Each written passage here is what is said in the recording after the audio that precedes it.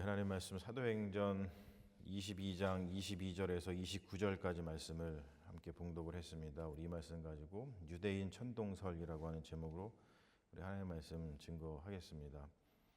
사도행전 22장부터 25장까지를 보면은 바울이 6번에 걸쳐서 변증을 합니다.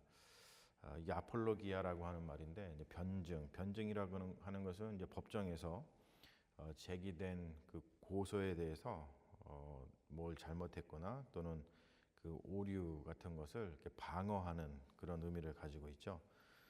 그러니까 사도 바울의 변증은 유대인의 회당에서 했거나 아니면은 이방인 위정자들, 정치인들이라든지 아니면 권세자들 앞에서 그리스도에 대해서 증언한 것을 갖다가 이제 변증 아폴로기아라고 표현을 합니다.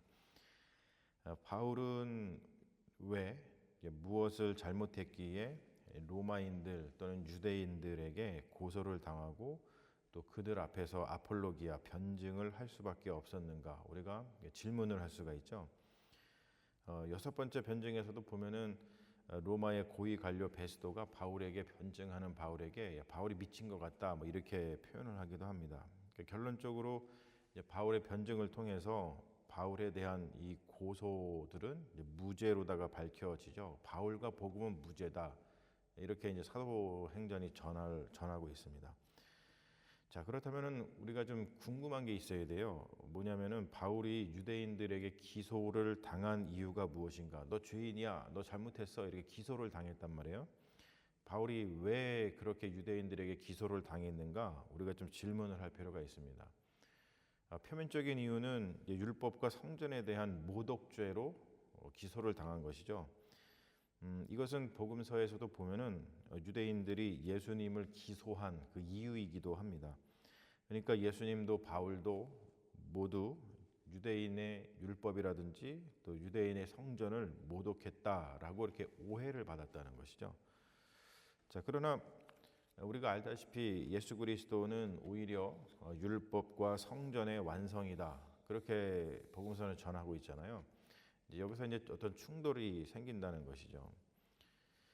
자, 오늘 말씀은 그 바울의 아폴로기아 내용을 담고 있습니다. 우리가 읽은 본문은 이제 좀 길어가지고 그 뒷부분만 읽었습니다만 이 아폴로기아, 이 변명 또는 변증에 대한 이야기를 하고 있는데 바울의 아폴로기아 내용을 보면은 먼저 자기 소개를 하고 있죠. 뭐냐면 이제 왜 이런 소개를 하냐면 유대인들이 바울에 대해서 이제 오해하는 것을 좀 풀어주기 위해서 그런 것인데 나는 다소 출신이고 그리고 예루살렘에서 가말리알의 문화생으로 교육받은 바리새인이다 이렇게 표현을 하고 있죠. 이 다소라고 하는 것은 로마의 이제 속주에 있었던 도시인데 로마 시민권을 가진 사람이었죠. 그런데 예루살렘에 와서 가말리알이라고 하는 그 모든 유대인들이 존경하던 랍비입니다. 그 랍비의 문화생으로서 교육을 받았고 그리고 나는 바리새인이다 이렇게 이야기를 합니다. 이렇게 자기를 밝히는 이유는 내가 누구보다도 유대 전통, 유대 율법과 그리고 성전에 열심히 했던 사람이다. 너네들이 오해하는 것처럼 율법을 반대하고 뭐 성전을 모독하고 그런 사람이 전혀 아니다. 이것을 좀 이야기하기 위해서 이 자기를 이렇게 소개를 하고 있습니다. 그런데 이 사람에게 정말로 율법에 열심이었고 성전에 열심이었던 이 바리새인 중에 바리새인이었던 이 바울이 삶의 반전 사건을 겪게 되죠. 뭐냐면 어떤 계시 사건을 자기가 경험을 합니다. 우리가 잘 알고 있죠. 다메섹 도상에서 만난 나사렛 예수를 통해서 완전히 삶이 바뀌었어요. 그래서 이 나사렛 예수를 다메섹 도상에서 만나고 나서 이 바울이 예수님한테 이렇게 질문을 하죠. 주여, 그러면은 내가 무엇을 하리이까? 이런 질문을 합니다. 이 말은 뭐냐면은 거기에 이런 뜻이 담겨 있죠. 내가 그동안에 열심히 살아왔다고 하는 그런 삶이 뭔가 좀 잘못된 것이고 이제부터는 삶의 방식을 바꾸어서 살아야겠구나라고 하는 그 인식이 여기에 담겨 있다는 거죠. 그러니까 이게 삶의 마비가 온 거예요. 우리도 살다가 보면은 내가 이것이 옳다고 느끼고 이렇게 사는 것이 좋은 삶이라고 열심을 내서 살았는데 어느 순간 내가 인생을 좀 잘못 산 것 같아. 그런 거를 깨닫게 되는 순간 이게 마비가 오잖아요. 그런데 바울은 계시 사건을 통해서 예수 그리스도가 자기에게 나타난 그 다메섹 도상의 그 사건을 통해서 인생이 완전히 180도 이제 변했다는 것이죠. 자, 주여 내가 무엇을 하리이까라고 했을 때 주님께서 바울에게 했던 그 이야기는 뭐냐면 네가 증언하는 삶을 살아라 이렇게 말씀하셨다는 거예요. 예수 그리스도의 의로우심, 즉 뭐냐면 예수는 죄 없이 죽으셨다. 그러니까 율법과 성전을 모독한 것이 아니라 예수는 의로운 분으로 죽으셨다라고 하는 것을 증언하는 사람이 되어라. 그리고 또 한 가지는 그리스도의 부활을 증언하는 사람이 되어라. 이 말은 뭐냐면은 예수 그리스도의 죽음은 모든 것을 새롭게 하는 그리고 새롭게 할 수 있도록 이렇게 삶을 열어주는 칭의 은혜다라는 것을 사람들한테 증언해라라고 주님께서 말씀하셨다는 것이죠. 우리가 예수 그리스도의 부활 사건이 무엇인가를 이 바울의 증언을 통해서 우리가 알 수 있는데 예수의 부활 사건은 예수님이 죽었다 살아났네 단순히 이런 초자연적인 상태를 이야기하는 것이 아니라 어떤 신학적인 의미를 가지고 있다는 것이죠. 그게 뭐냐면 모든 것을 새롭게 하는 칭의인 거예요. 모든 것을 새롭게 시작할 수 있도록 우리에게 새 삶을 열어주는 하나님의 은혜라는 것이죠. 여러분 한번 생각해 보세요. 우리가 살다가 이렇게 삶이 좌절을 할 때가 있죠. 또는 우리가 뭐 죄를 짓는다든지 아니면 삶이 고달프다든지 아니면 살다가 어떤 사람과의 관계 속의 문제라든지 여러 가지 이유로다가 우리 인간은 살다가 그 좌절에 부딪히게 돼요. 그래서 내가 그만 살까? 내가 그냥 삶을 포기할까? 뭐 이런 어떠한 그런 생각들을 많이 갖게 되죠. 하지만 그럴 때마다 우리가 예수 그리스도의 부활이라는 것을 믿고 그것을 생각하고 또 그 은혜가 우리에게 임한다는 것은 뭐냐면 그래 내가 다시 살아봐야겠다. 그런 어떤 삶의 의지 그리고 삶의 힘, 생명력을 우리에게 다시 주셔서 우리의 삶을 다시 한번 열어주시는 그런 하나님의 은혜가 된다는 것이죠. 이것은 분명히 우리가 좀 기억하고 이런 은혜를 우리가 받고 살아간다는 것에 대해서 하나님께 감사해야 될 일이라고 생각을 합니다. 자, 처음에는 이 바울이 히브리 말로다가 아람어로다가 아폴로기아 변증을 했습니다. 그때는 이 유대인들이 좀 귀를 기울이는 듯 했어요. 그러다가 어떤 이야기를 바울이 하냐면 하나님께서 이 바울 나를 이방인의 사도로 보내신 것에 대해서 이야기를 듣다가 유대인들은 갑자기 폭동을 또 일으킵니다. 그러면서 22절에 오늘 우리가 읽을 말씀이죠. 22절에 뭐라고 나오냐면 이러한 자는 유대인들이 바울에게 하는 이야기입니다. 이러한 자는 세상에서 없애버리자 살려둘 자가 아니라 죽이자 그런 뜻이죠. 누가복음 4장에 보면은 거기에서도 예수님에게 동일한 일이 일어난 적이 있습니다. 예수님이 어떤 말씀을 하시냐면은 유대인들에게 하나님의 은혜가 이방인들에게도 미쳤다라고 하는 메시지를 말합니다. 그랬더니 예수님을 산 낭떠러지까지 끌고 가서 거기서 떨어뜨려 가지고 죽이려고 합니다. 자, 여러분 이게 좀 굉장히 이상한 거예요. 왜 유대인들은 예수님도 바울도 이렇게 죽이지 못해 안달일까? 예수님과 바울에게 잘못이 있다면 유대인들에게 잘못이 그러니까 뭐냐면 예수님하고 바울에게 우리가 이제 생각을 하죠. 그러니까 지금 유대인들이 예수님과 바울을 자꾸 죽이려고 하는 것인데 우리가 그냥 생각할 때 예수님은 잘못이 없는 것 같은데 바울은 잘못이 없는 것 같은데 이렇게 생각을 하면은 그러면 유대인들에게 뭔가 잘못이 있는 것 아닐까? 우리가 이렇게 생각을 해볼 수가 있죠.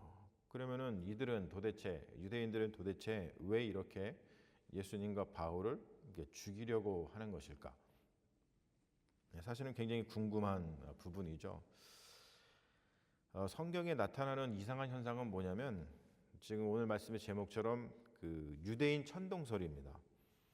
유대인들은 자기 중심으로 세상을 생각을 했어요. 이게 너무나 심했어요. 그래서 세상이 자기 중심으로 돌아가야 되는 것이죠. 그래서 유대인들이 어떤 생각을 했냐면 세상을 우리 유대인하고 그리고 나머지는 다 이방인으로 나누었습니다. 그리고 그 사이에 벽을 세웠죠. 그래서 이 율법주의, 유대인이 가지고 있었던 그 율법을 가지고 그 율법주의가 민족적인 종교의 성격을 띠었습니다. 그러니까 이거는 우리가 그렇게 설명을 할 수가 있죠. 지금도 마찬가지죠, 여러분. 어떠한 사람과 대화를 나눌 때 두 가지는 하지 말아야 된다 그러죠. 정치 이야기하고 종교 이야기를 이야기합니다. 율법주의가 유대인들에게 민족적 종교의 성격을 띄었으니까 그 자기들의 어떤 종교를 건드는 거예요. 율법을 뭐 지키지 말아라, 안 와도 된다. 사도 바울이 이런 말을 했다. 오해를 하고 나면은 저 바울이 우리의 그 종교를 건든다, 우리의 아이덴티티를 건든다라고 하면서 굉장히 화를 내는 걸 넘어서 막 죽이려 하는 그런 그 어떤 이유가 됐다는 것이죠. 그래서 이방인들이 유대인의 그 율법주의적인 종교를 받아들이기 어렵게 만들어 놓고 우리는 이방인, 하나님의 구원을 받은 하나님의 선택된 백성, 그리고 나머지들은 다 심판받을 죄인들, 뭐 이런 식으로다가 구분을 했다는 것이죠. 그러니까 세상의 모든 것이 유대인 중심으로 돌아가야 된다고 생각을 했어요. 이게 유대인 천동설입니다. 무엇이든지 여러분 이런 천동설이 문제가 되죠. 이거는 지금 우리 미국 사회에서 벌어지고 있는 그 현상을 이해하는 데도 굉장히 큰 도움이 돼요.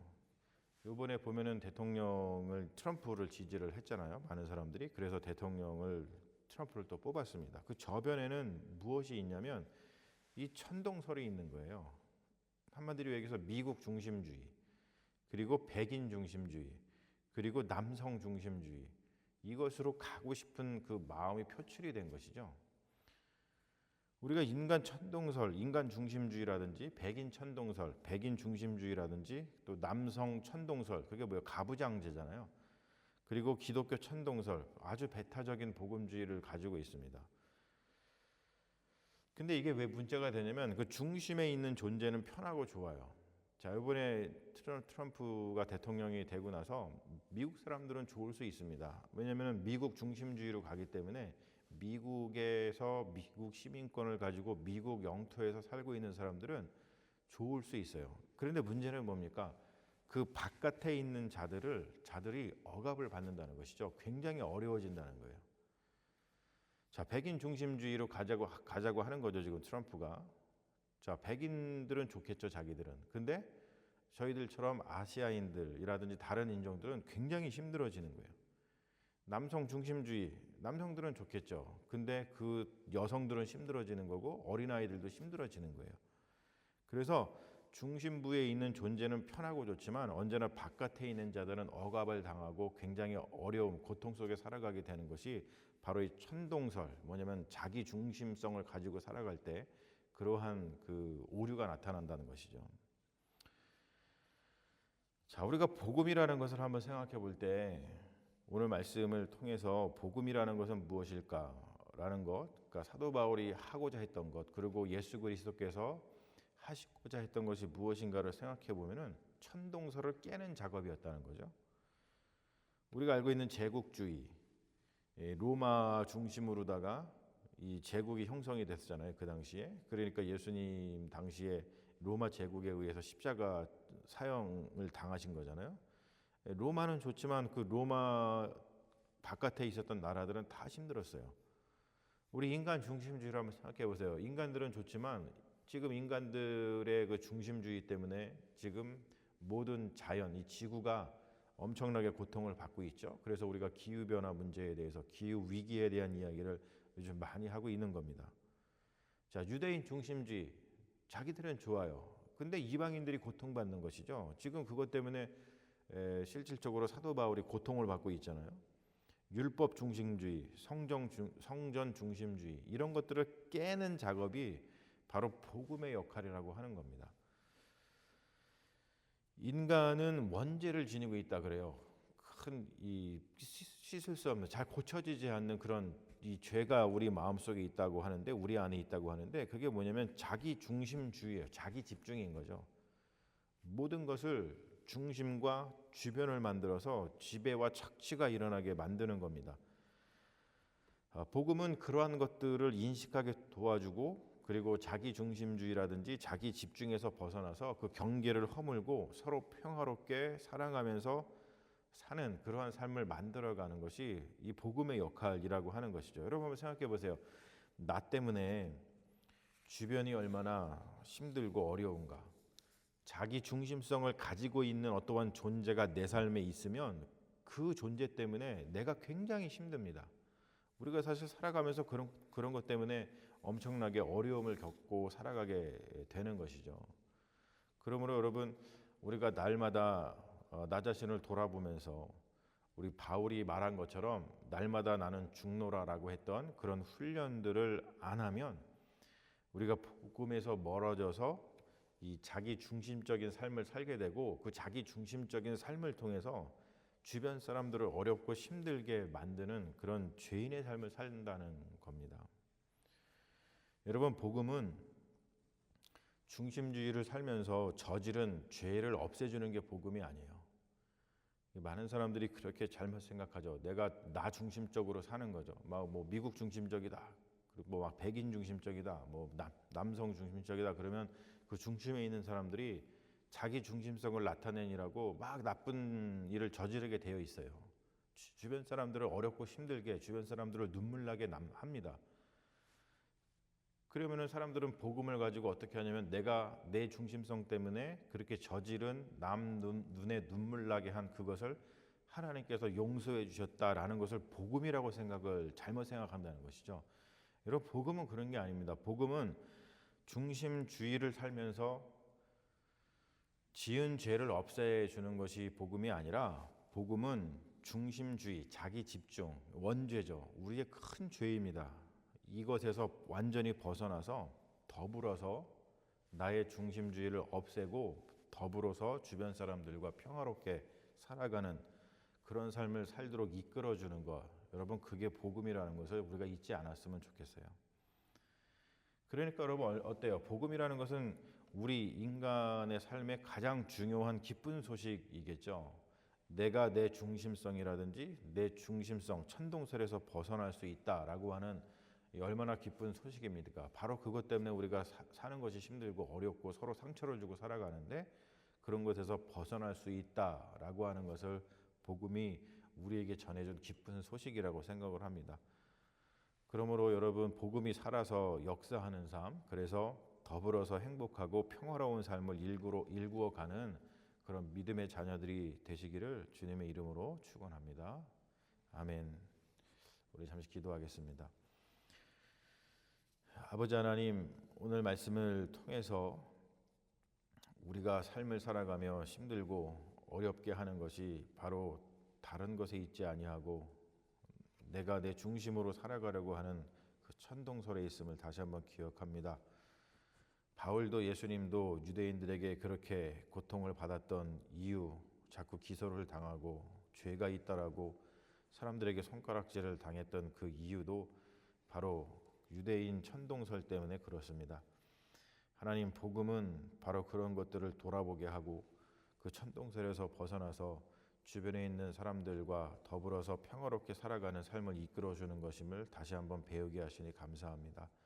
주님 우리의 삶을 돌아보게 하시고 그리고 나 자신을 돌아보게 하여 주셔서 내 존재가 너무나 크고 내 존재가 너무 나 중심적이어서 주변 사람들을 어렵고 힘들게 하고 살아가고 있는지 아닌지는 우리가 한번 반성하게 하여 주시옵시고 우리가 복음의 능력을 가지고 우리의 삶을 다시 재구성하여서 더불어 평화롭게 살아가는 행복한 삶을 살아가는 믿음의 종들이 될 수 있도록 역사하여 주시옵소서.